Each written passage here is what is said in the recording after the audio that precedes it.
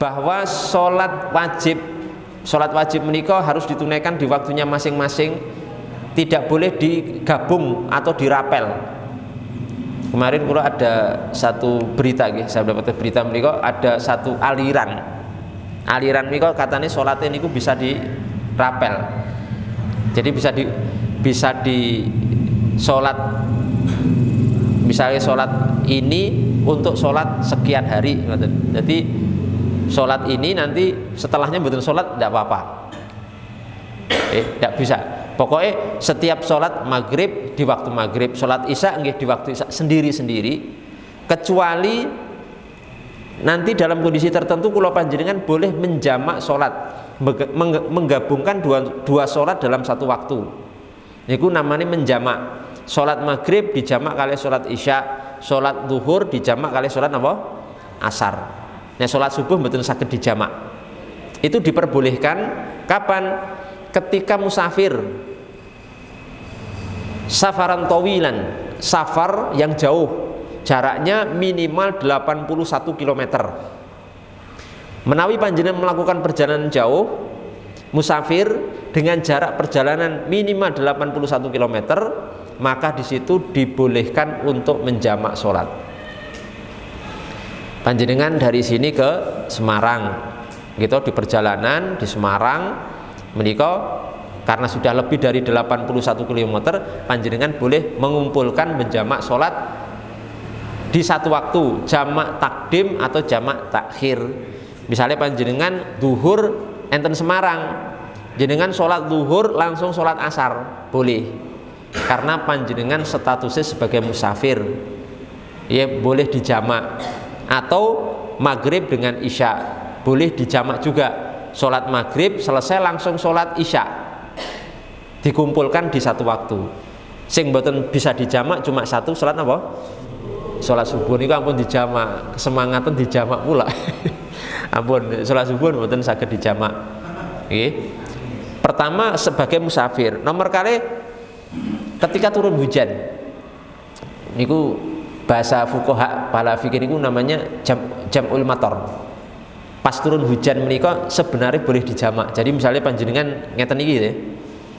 Wau salat maghrib pamane, pas salat maghrib udan deres. Niku boleh dijamak langsung salat isya Pak sebenarnya. Dados mungkin bar isya pun mboten salat isya meleh. Salat maghrib terus udan.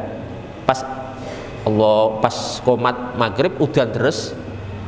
Lah niku boleh dijamak bar maghrib langsung salat isya. Boleh sebenarnya niku.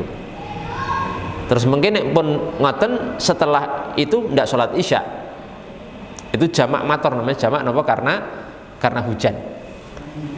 Tapi jenengan ampunan mungkin niku khusus di masjid. Jenengan ampun neng omah udan maghrib neng omah langsung dijamak, mboten.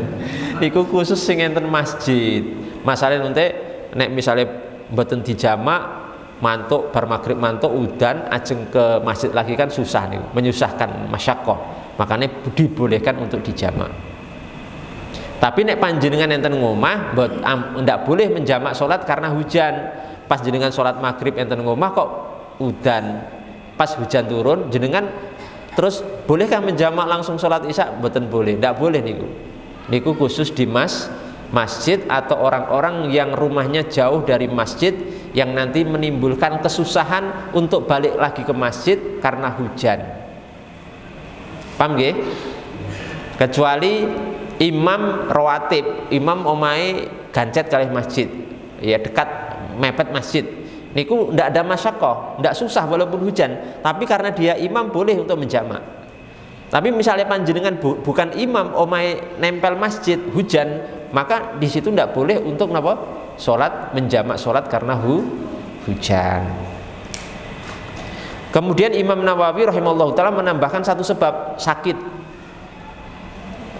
Menawi panjenengan sakit dan cukup keras, sakitnya cukup berat, maka niku panjenengan dibolehkan menurut Imam Nawawi untuk menjamak dua sholat. Misalnya untuk tiap waktu sholat, wudhu, itu berat sekali pas sakit, maka panjenengan boleh untuk menjamak dua sholat dalam satu waktu. Maghrib pas sakit keras gitu, maghrib langsung sholat isya. Maghrib misalnya sholatnya sambil duduk gitu utawa sambil berbaring pun ngoten berat langsung sholat isya mawon, itu dibolehkan menurut Imam An-Nawawi rahimahullahu taala rahmatan wasi'ah. Paham nggih di sini nggih? Jadi niku di luar niku ndak boleh untuk menjamak sholat. Nggih, jenengan kumpul ke sholat dalam satu waktu ndak boleh kecuali enten sebab tadi 3 tadi nggih. Yang pertama karena musafir, nomor kalih karena napa hujan turun, nomor 3 kalih napa masalah sakit. Nek jenengan punya salah satu dari 3 sebab menika, insya Allah diperbolehkan menjamak sholat. Menjamak ya upami luhur Pak, upami luhur sama asar, rakaat bisa Pak. Pripun? Asar di jamak 2 rakaat bisa. Niku kosor Pak. Nek jamak niku papat-papat, tetep 4-4. Nggih, 4-4 niku namanya jamak. Sing duhur 4 rakaat toh. Setelah selesai terus sholat asar 4 rakaat. Niku menjamak namini. Jamak takdim enten waktu duhur. Sholat maghrib kali isya, sholat maghribnya 3 rakaat, bar niku langsung dijamak sholat isya 4 rakaat niku jamak namanya, jamak takdim. Nek kosor niku meringkas sholat, sing 4 rakaat jadi 2 rakaat. Berarti napa? Sholat asar, sholat zuhur, sholat napa? Isya niku boleh dikosor. Sholatnya boleh diringkes. Kosor niku diringkes jadi 2 rakaat. Niki khusus ketika musafir. Khusus napa? Ketika musafir jenengan teng Jakarta. Di tengah jalan teng Cirebon, teng Semarang jenengan ketemu waktu sholat zuhur. Ini pun sholat zuhure 2 rakaat salam, terus langsung sholat asar 2 rakaat salam. Namine jamak kosor. Dijamak dikumpulkan di satu waktu, enten waktu zuhur lan dikosor, diringkes. Sing papat dadi kali, yang 4 menjadi 2 rakaat. Nah niku monggo, niku boleh. Tapi nek mengkosor meringkas niku khusus musafir. Nek karena hujan mboten angsal, ndak boleh. Nek karena sakit juga nggak boleh. Nek yang napa menjamak niku hanya untuk yang boleh, untuk yang sakit, kali hujan, kali musafir. Tapi nek sampai mengkosor meringkas sholat niku hanya boleh untuk yang napa musafir. Paham mboten niki? Paham nggih? Musafir iki bepergian ya Pak ya. Nggih, bepergian jauh Pak. Jaraknya minimal 81 km. Mriki Semarang niku musafir jenengan. Nek jenengan mriki yang Matahari Singosaren niku dolan Pak, senes musafir. Jenengan mungkin keng mriki dolan yang Tawangmangu musafir, salatnya dikosor mboten angsal. Mriki Tawangmangu niku belum termasuk musafir, niku dolan cedhak mawon. Tapi jenengan dolan teng pundi? Nah, yang napa yang nika masjid napa Syekh Zaid misalnya, keng mriki teng Masjid Syekh Zaid. Niku kan Solo mriku celak. Niku bukan musafir karena jarak dekat. Niku ndak sampai 81 km, maka niku jenengan ndak boleh mengkosor sholat. Paham nggih? Sholatnya di waktunya masing-masing. Misalnya kita sedang musafir, kondisi belum sholat maghrib, terus kita di perjalanan ketemu dengan masjid sedang sholat isya.